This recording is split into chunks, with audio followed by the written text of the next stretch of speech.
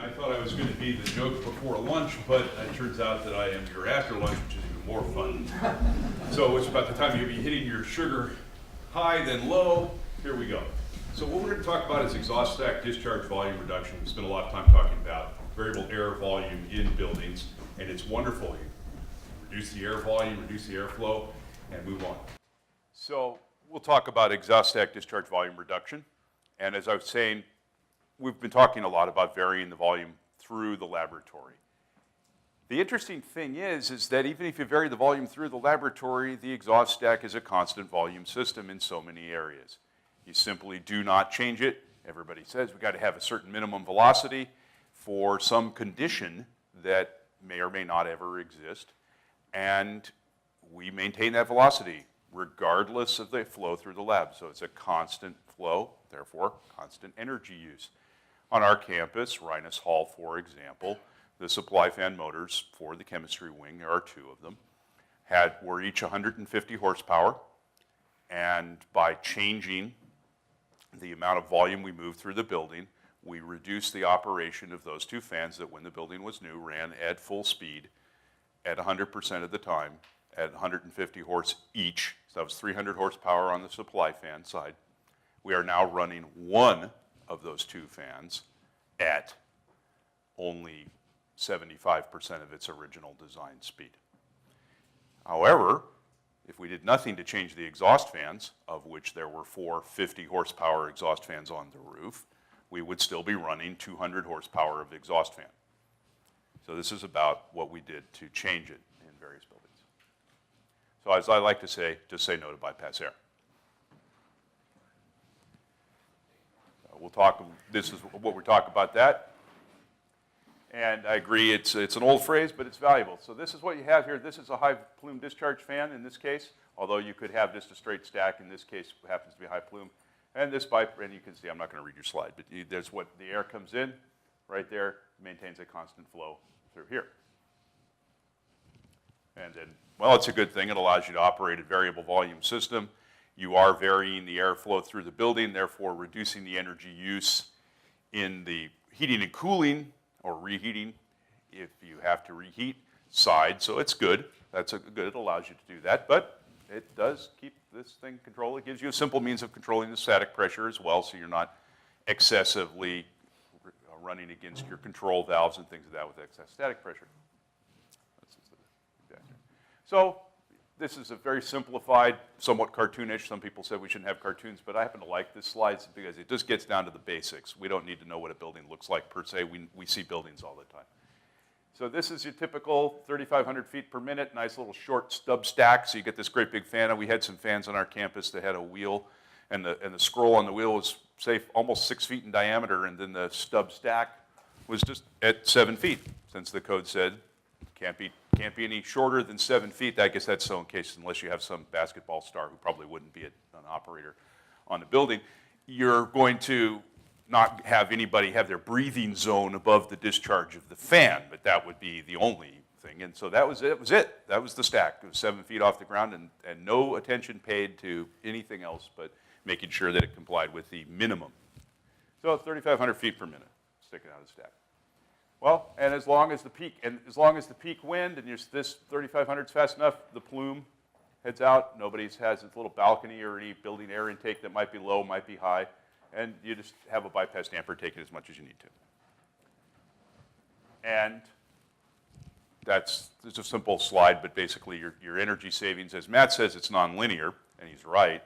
However, it's not perfectly the cube root idea because variable speed drives change efficiency, motors change efficiency, fans change efficiency as you vary speed, especially if you're making large variations in speed. And so what do we do about it? What we did on our campus was, and it's often done for new buildings, and as Wendell rightly pointed out, the new building design isn't finished yet, and so they make some broad brush assumptions, and there's this semi-criminal conspiracy between the mechanical engineers and the architects, and they say, mechanical engineers say in their mind, you can't have a stack taller than a parapet. The architects say that's good, because we don't want to see those stacks anyway. At least that's how it seems. So everybody's fine, right? The only problem is there's the guy shelling out the dollars for the energy bill every month, but he's not at the table when these decisions are made. So I'm not going to read the slide to you. You'll see it when you get it. So what you do is this. What about closing the bypass? You run the fan on its fan curve, you will save energy. It's like a pump curve. You throttle it, you will reduce your power input, no doubt about it. But this could lead to a problem with re-entrainment. So try to avoid that. One way, increase the stack height. And this is what we did in many cases. Just increase the stack height and do it. And so, okay, how tall of a stack do you need to make? This is the interesting thing. But before you get there, you've got to figure this out. So what this is a turntable in a wind tunnel located in Colorado. There's a couple of different companies that do this wind tunnel modeling. This happens to be one that we've used a lot that has a number of turntables that cover our campus. So to get you some orientation, this is a campus village housing. This is the science library, an architectural award winner, a big hole in the middle. And it is, over here is Biological Sciences Unit 3, Natural Sciences Unit 2. That's one, excuse me. Natural Sciences 1, Natural Sciences 2. McGaw Hall, Roland Hall, and Reines Hall. And this is Steinhaus Hall. Earlier you saw Matt pointed up the manifolded exhaust. That project was done on this building, which was originally built in 1965. And it was done with the building fully armed, operational, full of research people, and teaching labs. It's the only biological sciences teaching lab we actually had on the campus at the time, and it remained in full operation during the retrofit project. So you build a model of the campus. These are just the little emitters, then stacks, and then there's receptors, different locations.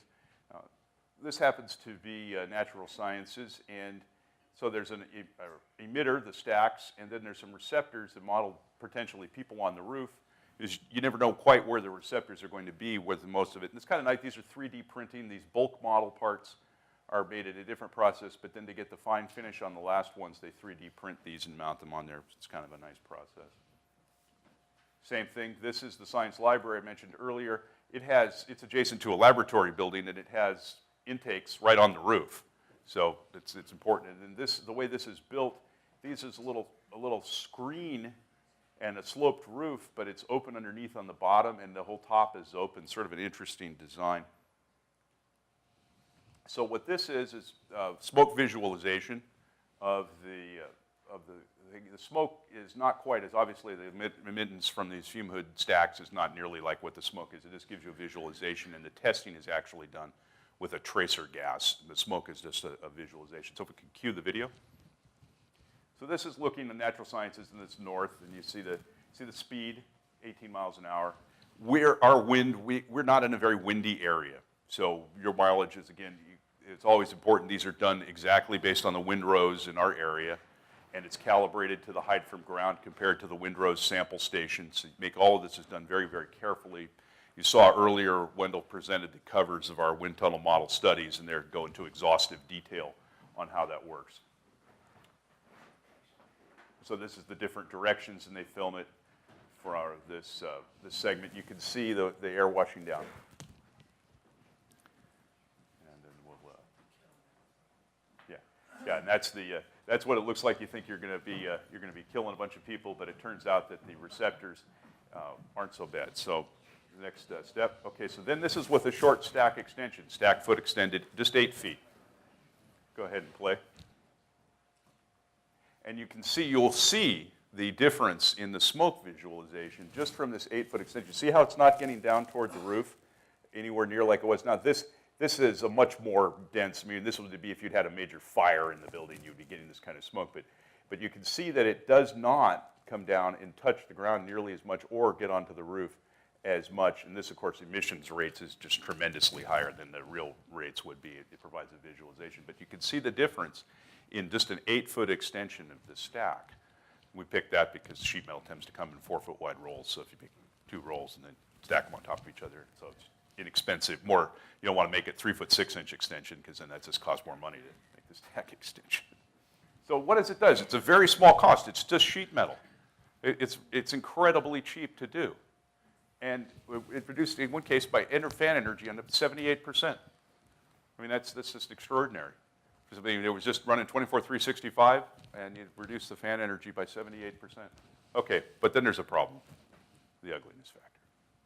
So this view is from Biological Sciences 3. So this isn't the view you would get from the ground level. This is the view from an elevated window in an adjacent building. So this is deliberately showing how ugly it really will be to extend these stacks. So these are the stacks in question.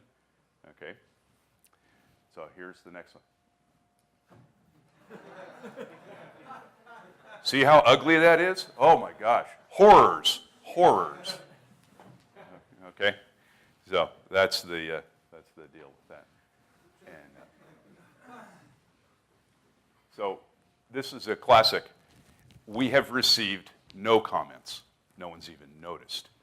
I had a good friend of mine who works in a building, works in administrative capacity in another building that happens to be right next to one of these, and she walks by this every day.